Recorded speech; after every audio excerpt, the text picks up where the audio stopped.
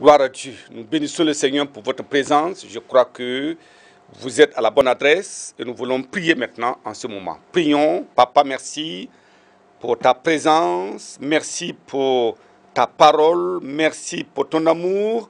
Merci pour ta grande compassion pour chacun de nous. Nous sommes venus encore à tes pieds parce que nous savons que dans ta parole, nous avons la vie et la vie en abondance. Nous prions que cette parole apporte véritablement une libération totale à ton peuple au nom de Jésus. Merci Seigneur pour la réponse.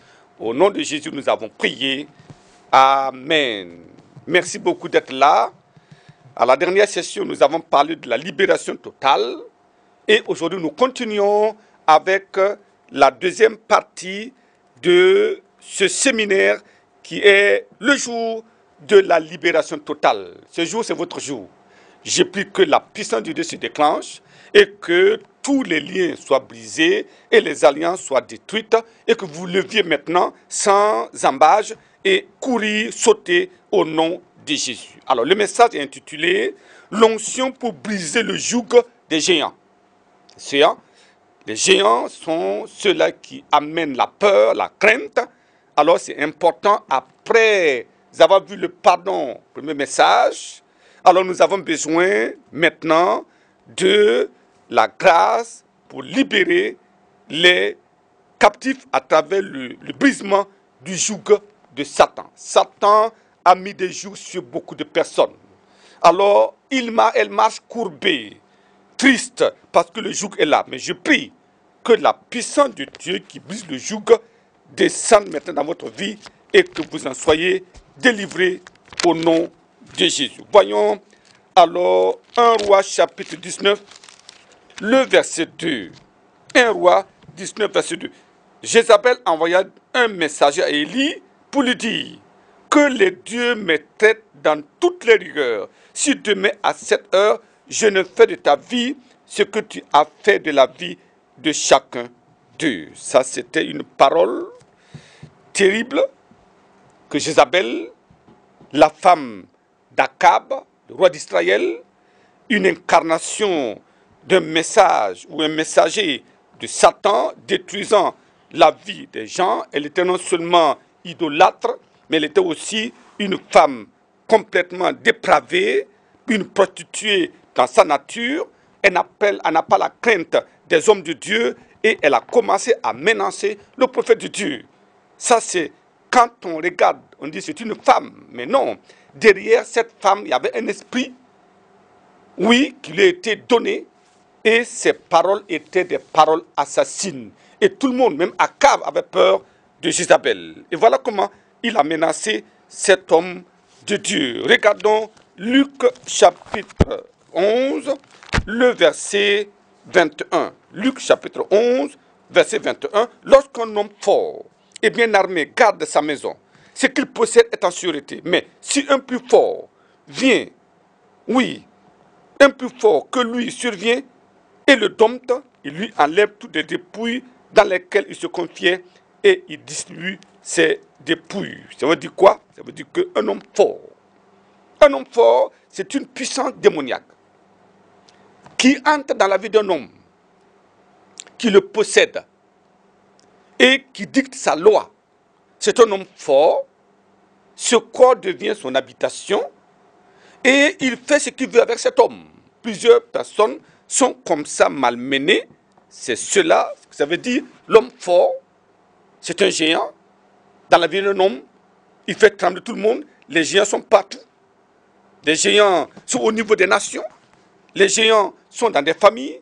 Les géants sont dans des individus. Et ces personnes-là sont maintenant sous autorité. Et ces géants, généralement, sont dotés d'autorité et de puissance venant de Satan. Voilà. Et alors, à ce moment, ils peuvent être des agents humains. Vous les voyez physiquement, c'est un homme, mais incarné par des puissants démoniaques capables de prononcer des malédictions, des sacrilèges sur leur prochain. Ça peut être également des puissants démoniaques, carrément, des esprits méchants, alors qui viennent et qui possèdent des gens et qui les amènent dans des tourments. Leur rôle, c'est faire du mal, opprimer, c'est oppresser, c'est détruire.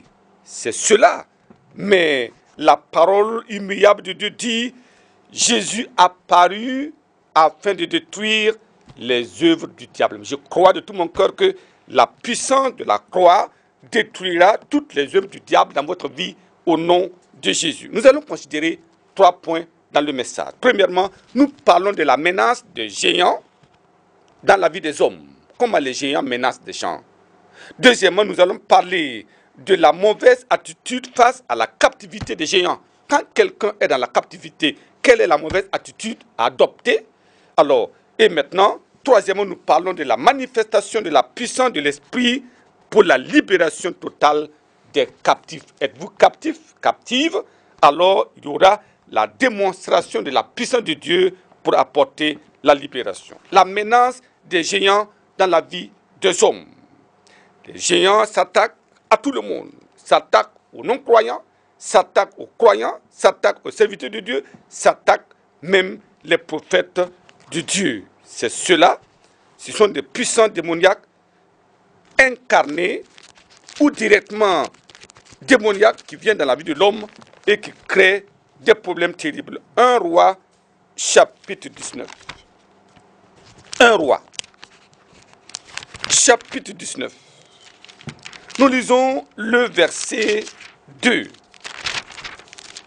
Alors, il dit ici, Jézabel, envoya un messager à Élie. Elle ne s'est même pas présentée. Elle a envoyé un messager seulement. Et lui disant que les dieux me traitent. Ça veut dire quoi?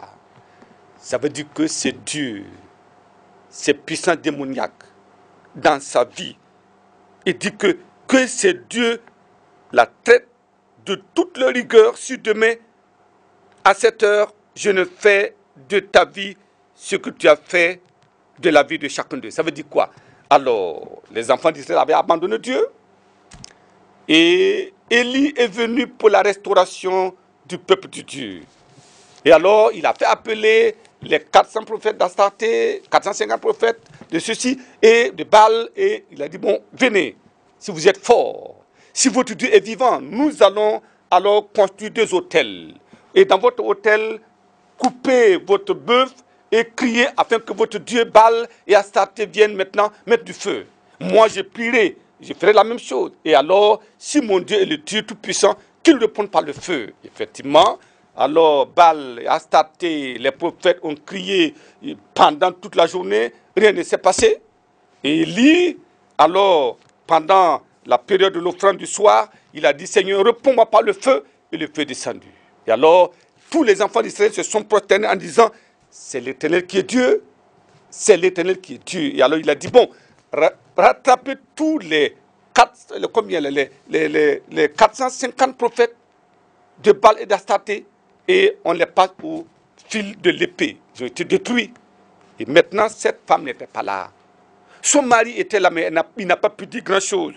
Et il a rapporté cela à cette femme. Et la femme incarnée, alors, a commencé à menacer l'homme de Dieu. Effectivement, l'homme de Dieu était obligé de partir en disant, alors, ils en veulent à ma vie. Parce que ces paroles étaient terribles. Élie était dans la dépression parce qu'il était fatigué. Il a travaillé toute la nuit, toute la journée. Il a passé le temps à prier afin que la pluie qui n'était plus revenue depuis, comment on appelle, 3 ans et demi, alors que la pluie revienne. C'était un temps terrible et effectivement, il a prié, il était fatigué et alors les géants sont venus contre lui. Je prie que le Seigneur nous donne la grâce. Les géants peuvent venir dans la vie d'un homme, mais aussi dans la vie d'une nation. Regardons 1 Samuel. 1 Samuel chapitre 17, le verset 4. Il dit, un homme sortit alors du camp des Philistins et s'avança entre les 2 armées. Il se nommait Goliath. Il dit, il était de Gad. Il avait une taille de 6 coudées et un empan. Oui, sur sa tête était un casque d'airain.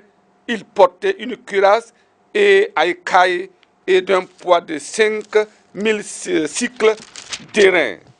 Alors, voyez, cet homme est venu et il a commencé à menacer les enfants d'Israël. Et alors, Israël était dans la frayeur, complètement dans la frayeur. Et pendant 40 jours, ils étaient en train de trembler, toute l'armée d'Israël, à cause d'un homme. C'est un géant physique, mais aussi un géant parce qu'il avait ses dieux. Ses dieux lui donnaient alors cet aspect alors effrayant et les enfants d'Israël étaient perdus. Les géants terrorisent les gens par l'une de ces trois choses. Premièrement, leur taille exceptionnelle. Goliath avait une taille de 3 mètres. Imaginez-vous, 3 mètres. 3 mètres de haut, c'était sa taille. Voyez? Ensuite, leurs armes de guerre impressionnantes. Regardons 1 Samuel chapitre 17, le verset 7. Le bois de sa lance était comme une ensouffle de tisserand et la lance pesait 600 cycles de fer. Celui qui portait son bouclier marchait devant lui. Ça fait 7 kilos. La lance pesait 7 kilos. C'était terrible. Voyez? Donc, troisième chose, les paroles assassines. 1 Samuel chapitre 17, le verset 8. Le Philistin s'arrêta et dit, et s'adressant aux troupes d'Israël rangées en bataille, il leur cria, pourquoi sortez-vous pour vous ranger en bataille? Ne suis-je pas le Philistin? N'êtes-vous pas des esclaves de Saül? Choisissez un homme qui descende contre moi. C'est tout. C'était la parole assassine et c'était fini. Alors tout le peuple était tremblant pendant 40 jours. J'ai pris que Dieu nous donne la grâce de comprendre. Le diable vient dans la vie des gens, pas des rêves, pas des songes, pas des pensées, souvent de manière audible et de manière visible. Tout ça, ça fait partie des stratégies de Satan.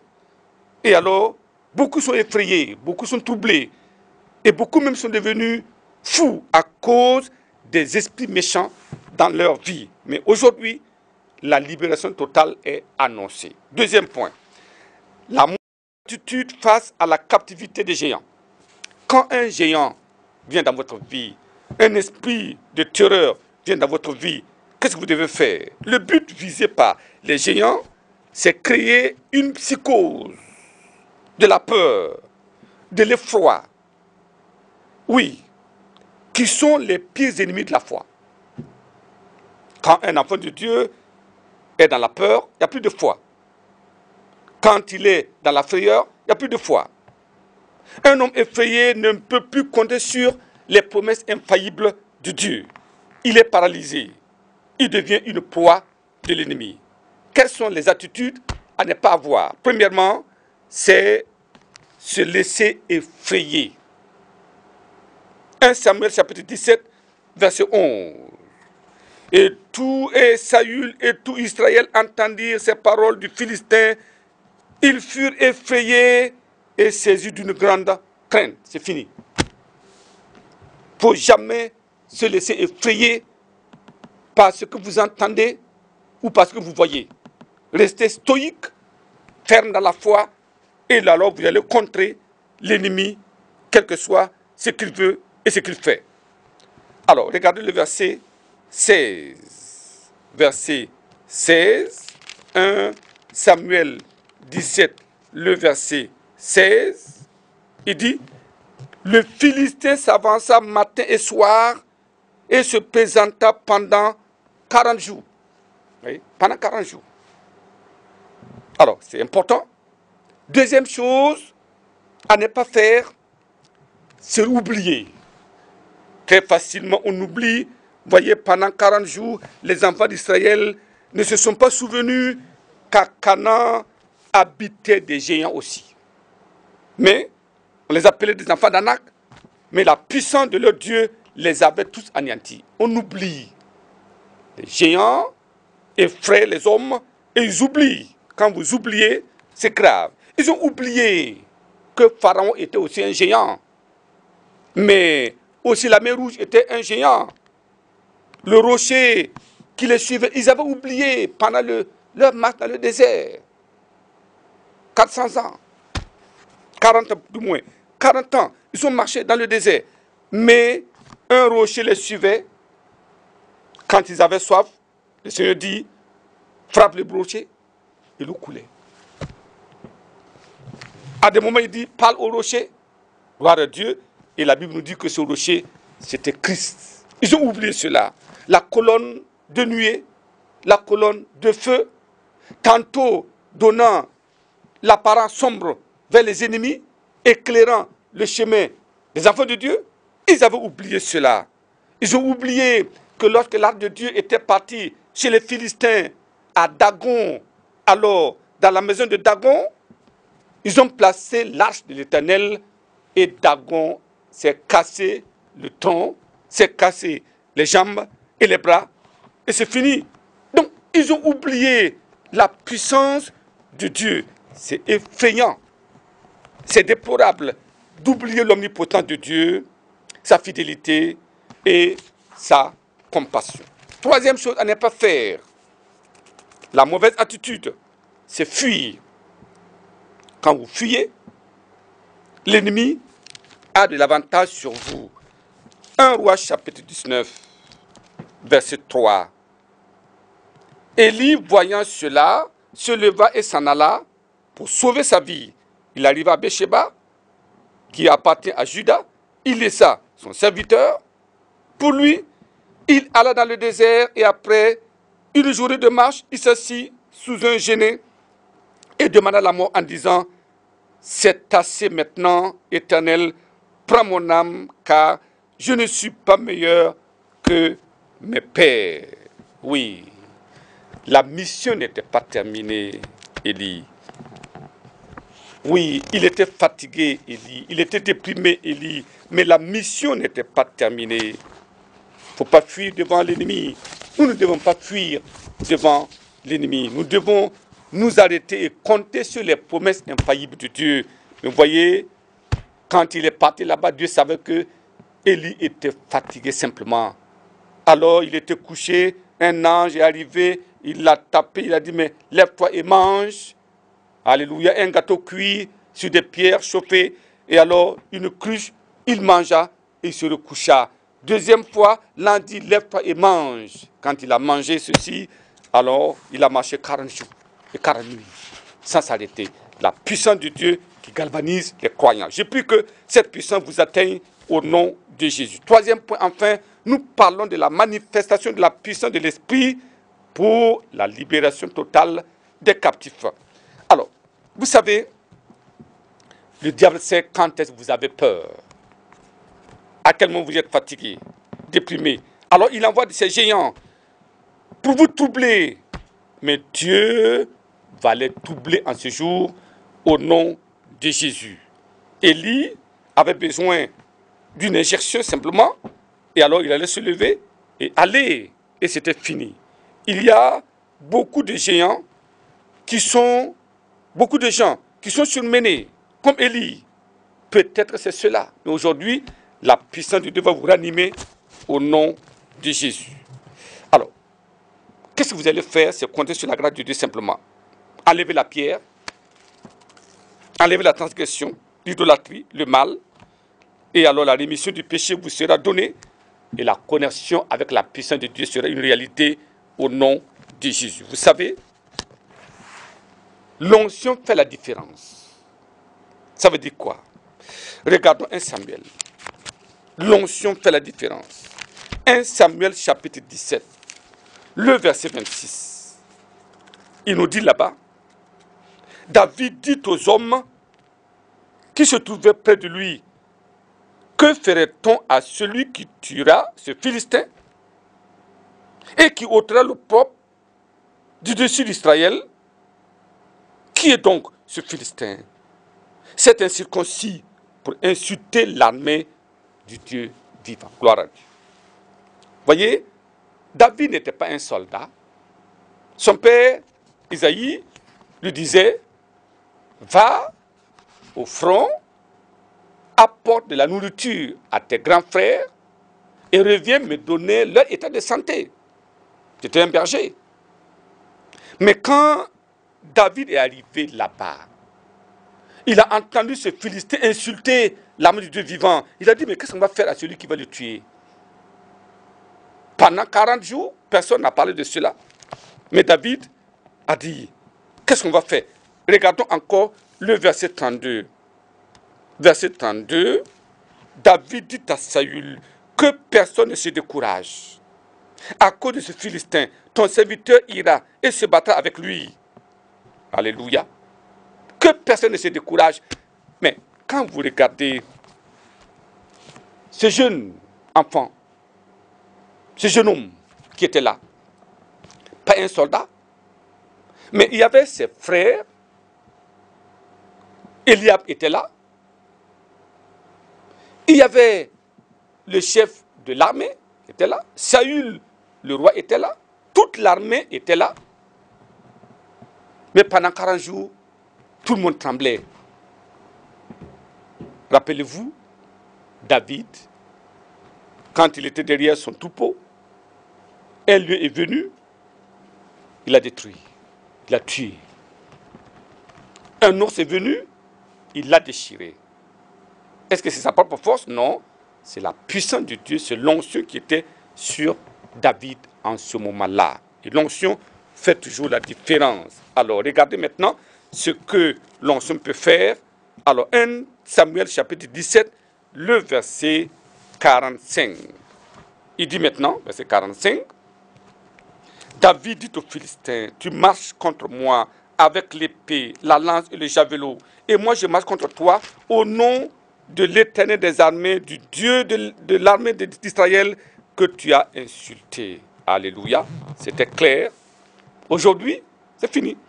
Je viens contre toi sans lance, sans javelot, mais je viens au nom de l'Éternel. Je prie que aujourd'hui les puissants diaboliques dans votre vie soient effrayés parce que le nom de Jésus est proclamé. Verset 49. Alors, que s'est-il passé là-bas?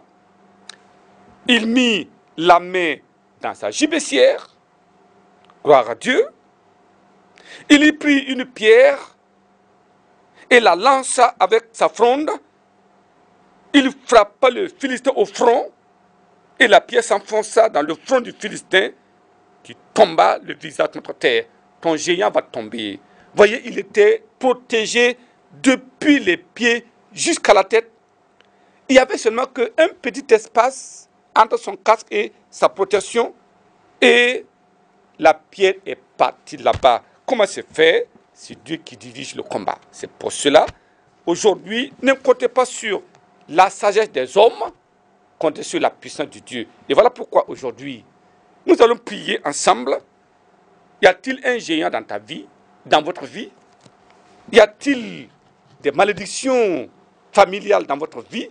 Y a-t-il des esprits méchants qui vous troublent? Il y en a qui dorment, ils viennent, qui crient, ils voient des chiens, ils voient des animaux, ils voient ceci, ils voient des sorciers, ils sont tourmentés, ils se lèvent complètement déprimés. D'autres sont là, mais ils savent que ça ne va pas, ils entendent des voix. Tout ça, c'est des esprits méchants qui troublent les hommes. Mais aujourd'hui, la puissance de Dieu va détruire les œuvres de Satan au nom de Jésus. Tiens-toi debout et nous allons prier maintenant. Crois en la puissance de Dieu. Ne te laisse pas effrayer par ce que tu entends. La puissance de Dieu est capable d'opérer le miracle. Et maintenant, je crois que c'est votre temps. Si vous pouvez dire au Seigneur, ô Éternel, pardonne-moi mes péchés, peut-être que vous avez ouvert la porte. Vous êtes parti avec cette consultation, cette fornication, cet adultère que vous avez eu à commettre. Tout ça, vous êtes parti, vous avez pris ce gris-gris, vous avez les amulettes. Ça fait partie, vous devez briser cela, demander à Dieu de vous pardonner et de vous libérer. Et la puissance de Dieu viendra maintenant pour briser les géants dans votre vie au nom de Jésus. Prions ensemble. Et la puissance de Dieu interviendra certainement, je crois, de tout mon cœur.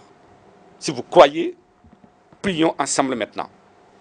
Papa, merci pour les téléspectateurs. Merci pour leur foi. Ils sont venus, demandent pardon de leurs péchés. Je prie que les portes ouvertes à travers tous ces comportements, je demande que tu pardonnes à chacun au nom de Jésus. Je prie que tous les plans de l'ennemi soient détruits dans leur vie, que les jougs soient brisés maintenant et que ces alliances soient détruites, que ces liens soient détruits dans leur vie à pareil moment. Au nom de Jésus, je prie que l'onction du ciel descende, que ta puissance descende maintenant comme une avalanche dans chaque vie, ô Dieu. Ils ont besoin de la libération, de la délivrance totale. Père, je prie que ton onction descende maintenant, brise le joug, consume les œuvres du diable, apporte la libération totale au nom de Jésus. Je prie que les malédictions familiales soient détruites maintenant au nom de Jésus. Que les malédictions individuelles soient détruites maintenant au nom de Jésus. Je prie que les mauvais sorts dans n'importe quelle vie soient consumés par le feu de ton esprit au nom de Jésus. Et je commande, force du mal, libérez ces personnes maintenant. Vous n'avez plus le choix parce que la malédiction sans cause n'aura pas d'effet. Ils ont été pardonnés, lavés. Vous n'avez plus le droit de citer dans leur vie. Je vous ordonne au nom de Jésus-Christ de Nazareth de sortir de ces personnes maintenant au nom de Jésus. Seigneur, apporte une libération totale à ton peuple. Que la puissance de Dieu descende maintenant dans chaque vie et que le miracle se signale par une libération totale au nom de Jésus. Père, merci parce que c'est fait. Vous êtes délivrés, guéris au nom de Jésus. Merci Seigneur pour la réponse. Au nom de Jésus, nous avons prié. Amen. Amen. Que la grâce de Dieu vous soit accordée au nom de Jésus. Amen.